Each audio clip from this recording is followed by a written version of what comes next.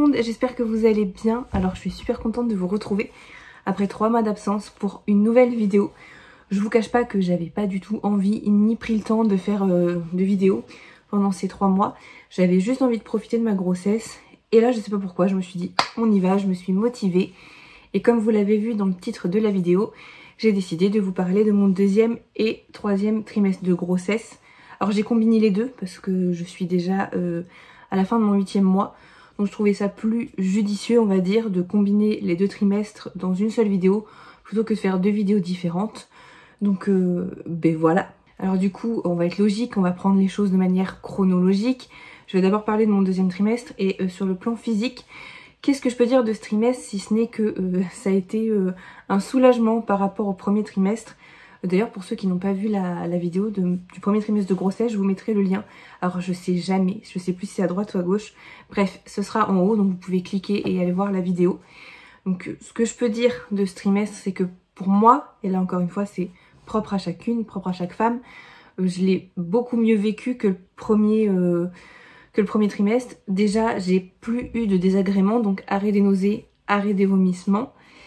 Hormis la constipation qui a persisté, mais ça encore franchement c'était minime par rapport au mieux qu'il y a eu sur ce trimestre-là, donc j'étais plutôt contente à ce niveau-là.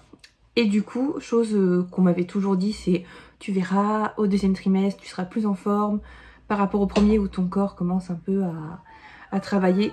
Et effectivement, au 2e trimestre, j'ai eu un regain d'énergie incroyable par rapport au 1er trimestre. C'est vraiment, on passait du tout au rien. Et du coup, ça fait du bien de profiter au moins pendant 3 mois de sa grossesse pleinement, d'être sereine et de pas être fatiguée, de vraiment être en forme et de pouvoir profiter aussi avec ses proches. C'était super important pour moi. Alors aussi, pour moi, le 2e trimestre, ça a été un peu la concrétisation de la grossesse finalement, parce que j'ai commencé à sentir bébé à peu près aux alentours de 4 mois et demi. Alors ça a été un peu plus long, je crois que j'étais à 20 semaines et 3 jours pour être très précise. Et on m'avait dit, tu verras, au départ tu vas ressentir comme des petites bulles de champagne qui remontent ou des petites vagues.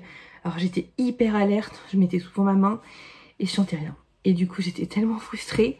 Et finalement j'ai ressenti directement les premiers petits coups de bébé. J'ai pas eu les bulles, j'ai pas eu les vagues, vraiment les petits à-coups qu'on peut ressentir quand bébé tape sur la paroi de l'utérus. Donc moi j'ai ressenti ça directement. Et depuis ce jour, ces mouvements ne m'ont plus quitté. Et c'est vrai que quand on ressent ça, on se dit ouais, elle est là. Et du coup, ça concrétise vraiment la grossesse. Et on stresse moins du coup, parce qu'on sent bébé. C'est vrai qu'au 1er trimestre, on a tendance à se dire je le sens pas, est-ce que tout va bien? Là, le fait de le sentir, c'est hyper rassurant.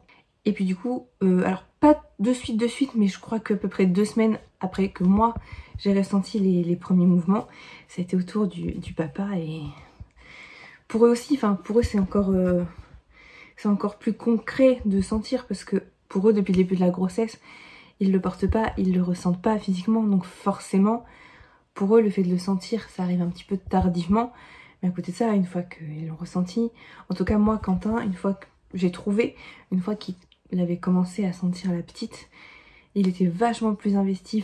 On sentait que pour lui voilà, c'était un peu plus concret. Alors je dis pas que c'était concret du tout au tout, mais voilà, il y a une démarche qui commence à se faire. Et du coup voilà, ça enclenche tout pour la suite et pour les préparatifs de l'arrivée de bébé. Qu'est-ce que je peux vous dire d'autre sur le plan physique? Du coup oui, mais je l'ai dit, c'était le regain d'énergie. Et du coup moi j'ai toujours continué tout le long de ma grossesse à faire du sport.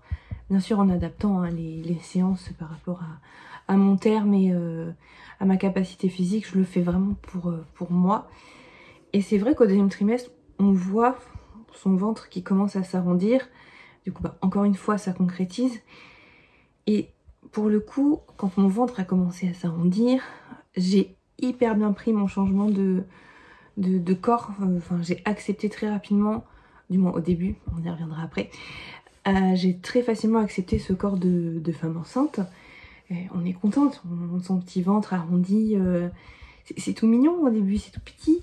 Et on le porte bien. Et franchement, le 2e trimestre, je l'ai très très bien vécu vis-à-vis de mon changement physique, sur la prise de poids notamment, sur le ventre qui s'arrondit. Je me sentais bien, je me sentais belle, enceinte, très contente de montrer mon mon corps. Bon, après ça va un petit peu se gâter, on va y revenir. Mais globalement sur le plan physique, le deuxième trimestre c'était le mieux. Des trois, honnêtement, je vous cache pas, c'était le plus reposant, et moralement et physiquement. Et du coup, parlons-en, du côté un peu moral, psychologique. Bon, du coup, ça va être très lié avec ce que je viens de dire, hein, très lié au changement physique. Mais du coup, en fait, comme on est encore assez loin de l'accouchement, il n'y a pas tout ce stress encore. Enfin, moi, à 4-5 mois de grossesse, je pensais pas encore à l'accouchement, je me posais pas un tas de questions vis-à-vis de ça. J'étais vraiment focus sur le changement de mon corps à l'instant T. Et c'est tout, en fait, je profitais. Et je crois que c'est le seul trimestre en fait où j'ai un peu lâché prise à ce niveau-là, parce que le premier, le corps s'adapte, et le dernier, on en reviendra, pareil comme je vais en parler tout à l'heure, mais voilà, le deuxième trimestre c'était vraiment une bouffée d'air frais et une pause de 3 mois vraiment pour se sentir bien. Et j'ai eu de la chance, j'ai pas eu de complications quand je vois des mamans qui sont alitées dès le 4e mois de grossesse pour X ou Y raison. Je m'estime quand même relativement chanceuse d'avoir pu avoir 3-4 mois de répit. Ah oui, faut pas oublier le plan médical, parce qu'il y a quand même un suivi tout au long de la grossesse. Enfin, moi, j'ai été très bien suivie par un gynécologue.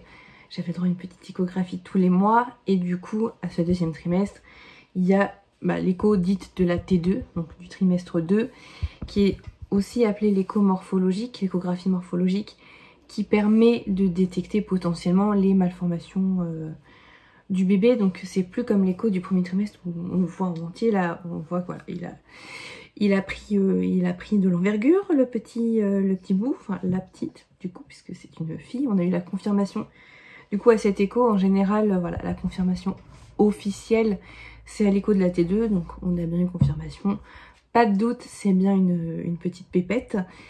Et l'écho pour le coup c'est vraiment très très bien passé. On a pu avoir des images de qualité puisqu'il a un appareil incroyable, donc on voyait vraiment bien chaque organe. En plus il a pris le temps de nous expliquer quel organe était situé à tel endroit, les battements du cœur, les poumons, les différentes parties du cerveau.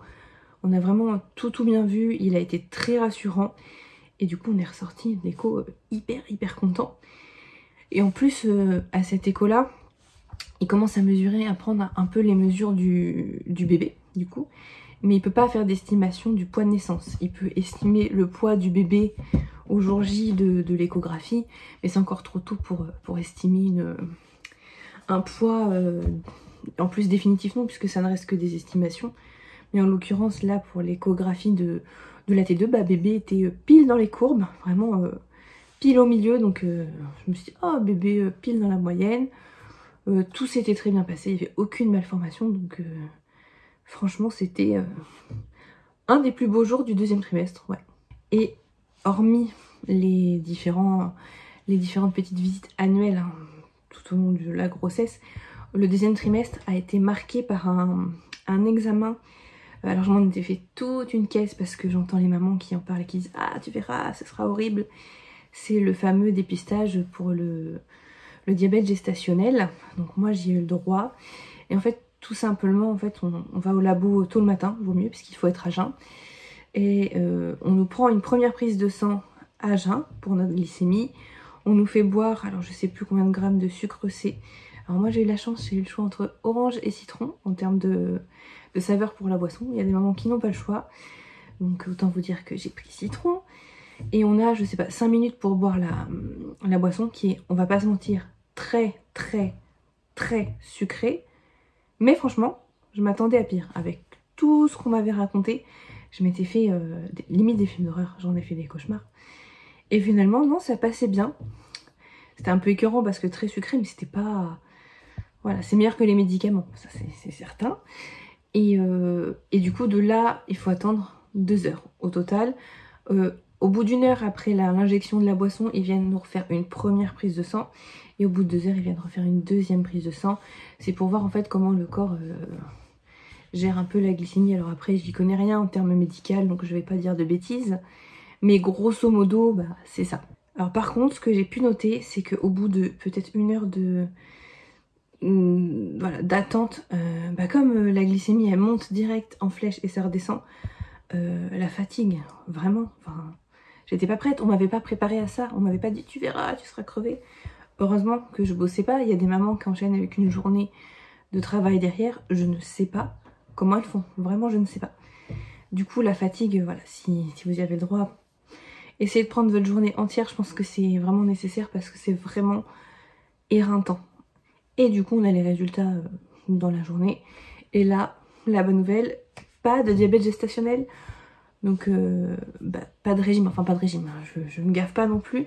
Mais en gros, si ça avait été positif, j'aurais eu un régime strict, particulier à suivre pour pas que ça impacte déjà et la santé de la maman et la santé du bébé, parce que ça peut faire des gros bébés, ce qu'on appelle des bébés macrosomes. Je me suis renseignée un petit peu quand même. Et là, c'était pas le cas, donc allez, on pouvait souffler et le deuxième trimestre pouvait continuer sereinement.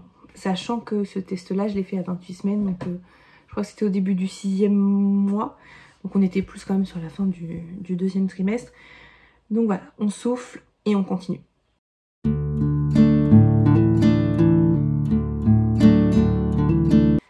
Ah, le troisième trimestre, que dire? En plus là, c'est celui dont je vais parler le mieux parce que je suis en plein dedans. Alors honnêtement, il avait bien commencé. Je me suis dit, oh, cool, pas forcément de petits désagréments. Le 7e mois, c'est... allez... globalement bien passé. En tout cas, les 2 premières semaines du 7e mois, ça allait.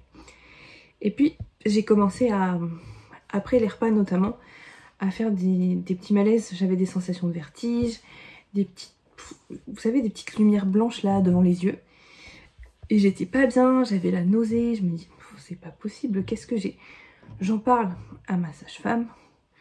Alors j'avais pas j'ai pas d'hypertension, hein. Ça pouvait être les signes de ce qu'on appelle une prééclampsie, mais non, c'était pas ça. Parce que les autres facteurs de cette maladie étaient totalement ouverts, donc voilà, on l'a totalement écarté.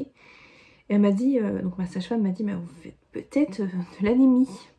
Et effectivement, j'ai fait une prise de sang et carence en fer. Mais a priori, c'est très très très fréquent en fin de grossesse notamment pour beaucoup de femmes. Donc on a le droit à un médicament, voilà, un complément de fer que je prends. J'avoue, je le prends pas forcément tous les jours. Mais j'ai une bonne raison, c'est parce que ce médicament, en fait, il te défonce le transit, mais littéralement. Alors déjà, j'avais pas besoin de ça. Hein. La grossesse te provoque déjà assez de désagréments intestinal comme ça. Mais en plus de ça, voilà, avec ce médicament, c'était l'horreur. Donc normalement, c'est tous les jours. Un jour sur 2, ça a un petit peu fait remonter mon fer. Donc ça marche quand même. Mais au moins, voilà, j'ai plus de malaise et je me sens mieux après les repas. Et c'est vrai que ça, c'était franchement pas cool. Et puis surtout, ce qui est arrivé après. Donc là, à l'heure où je vous parle, en fait, je suis à peu près à... Il me reste une semaine hein, de mon 8e mois à faire. Et il y a peut-être 2-3 semaines où, pareil, après chaque repas, décidément, les repas ne me réussissent pas. Non, après chaque repas, en fait, déjà, j'ai tendance à manger trop vite. Alors, c'est pas bien. Et surtout, je m'allonge directement après les repas. Alors, soit je m'affale dans le canapé, soit je vais dans mon lit. Et il faut pas, parce qu'en fait... alors, j'ai pas de... Il y a des moments, elles ressentent des remontées acides, des brûlures. Non, ça me faisait pas ça. J'avais vraiment des reflux gastriques. Ça me brûlait pas, mais c'était pas grave. Enfin, l'impression d'avoir des rejets tout le temps là, tout mon repas là qui remontait, c'était franchement pas top. Et j'en ai parlé à ma sage-femme et qui m'a tout simplement dit, ça fait partie des remontées acides, des reflux gastriques. Donc est-ce que vous avez chez vous de quoi soigner ça? Parce que il y a beaucoup de médicaments hein, maintenant sans ordonnance qui soignent ça. Donc moi j'avais du Gaviscon, ça fait très bien son effet. Alors c'est très aléatoire, il y a des jours où ça va pas fonctionner. Mais honnêtement, plus je peux me passer de médicaments pendant la grossesse et mieux je me porte, donc je fais avec. Et franchement, par rapport à d'autres femmes, ça passe. Et du coup, sur les reflux gastriques, c'est vrai que j'en parle, donc je continue sur le sujet. Ce que ma sage-femme en fait préconise, c'est surtout de travailler sur l'alimentation en elle-même. Le soir, surtout avant de se coucher, pas de plat gras, pas de plat épicé. Ne pas se coucher tout de suite après, ne pas manger trop vite, bien boire après les repas. Vaut mieux éviter de boire pendant, enfin voilà, c'est tout un petit travail à faire sur l'alimentation. Ça mange pas de pain et franchement, ça soulage parce que quand ça vous arrive la nuit et que ça vous empêche de dormir, c'est relou. Et du coup, comme ça vous arrive la nuit, vous dormez moins bien. Dormir moins bien égale insomnie. Et bah, vous êtes crevé quoi. Et franchement, moi je suis là depuis le 3e trimestre, c'est très fatigant. Parce que bah, y a tous ces petits désagréments en fait qui s'accumulent, notamment la nuit. Sans parler du ventre qui gonfle et qui ne nous permet pas de dormir dans une position, on va dire, confortable. Donc tout ça font que les nuits sont soit courtes, soit pas bonnes, soit réveillées, parce que bah, y a aussi bébé qui prend de la place, donc les pipis toutes les 5 minutes, c'est relou. Donc ouais, la fatigue par rapport au 2e trimestre là, se fait sentir, donc il faut vraiment pas trop tirer sur la corde, parce qu'on arrive quand même à la fin. Et que le sprint final approche, mais n'est pas arrivé encore. Donc voilà, faut essayer de s'écouter. J'avais un peu de mal au début. Et bah là, je commence à me dire que je vais pas avoir le choix. Donc, se reposer, c'est hyper important. Essayer de faire des siestes quand on peut. Même pas forcément dormir, mais juste voilà, se reposer. Un peu de musique calme. Voilà, c'est les conseils que je peux donner, que j'applique avec moi. Qui marchent pas toujours. Ça, c'est une autre affaire, mais... ouais, la fatigue du 3e trimestre, pour moi en tout cas, c'est pas un mythe. Et du coup, revenons-en à ce petit ventre. Alors c'est vrai que moi, mon ventre, il a poussé d'un coup, mais vraiment. J'avais un petit ventre arrondi, et puis, je sais pas, arrivé entre 6 et 7 mois, bah sage-femme m'a dit « Ah ouais, par rapport à la dernière fois, on s'est vu, ça a quand même bien pris. » Et effectivement, je l'avais ressenti. Déjà, je sentais plus la petite bouger, et d'une manière assez brutale. Et sur la balance, alors que je mangeais normalement et que j'avais stagné jusque là, et ben j'ai pris 3 kilos juste sur le 6e mois. Et en fait, je pense qu'elle a fait une poussée de croissance, et ça s'est avéré vrai à l'échographie de la T3, dont je parlerai tout à l'heure. Mais c'est sorti d'un coup, le ventre est sorti d'un coup. Et du coup, au 2e trimestre, je dormais plus ou moins bien. Mais là, je vais éternuer. Non. Et du coup, au 2e trimestre, je dormais donc plus ou moins bien. Et moi qui ai tendance à dormir sur le ventre, affalée telle une baleine, là c'est plus possible depuis le début de la grossesse. Donc soit sur le dos, et pourtant j'ai un coussin d'allaitement qui me permet de dormir, soit sur le côté. Mais alors sur le côté, mademoiselle me fait clairement comprendre que potentiellement je l'écrase, donc j'ai droit à des coups, donc ça réveille.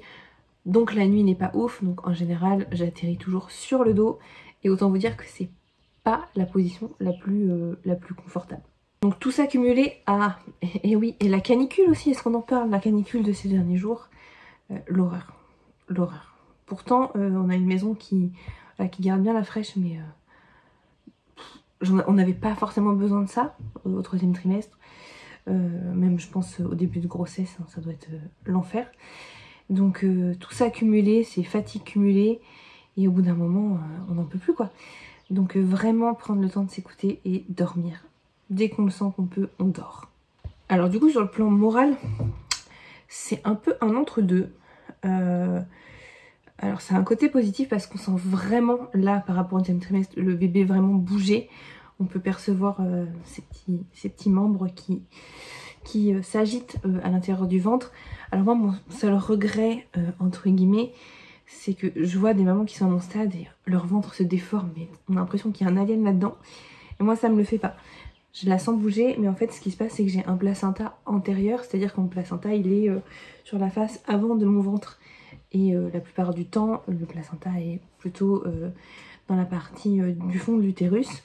Donc là, forcément, bah, y a une petite épaisseur en plus, ça amortit du coup les coups. Donc je la sens, je vois mon ventre qui fait des petits trucs un peu chelous. Mais ça reste light et sobre par rapport à certaines mamans où leur ventre ça fait des trucs.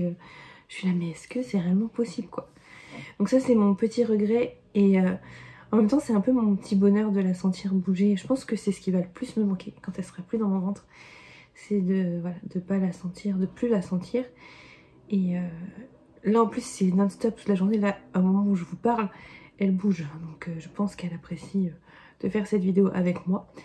Et voilà, donc ça c'est vraiment le point positif sur le plan moral. Ça motive, ça montre que bébé va bien, et du coup ça fait du bien au moral. Mais à côté de ça, moi je commence à ressentir le stress de l'accouchement.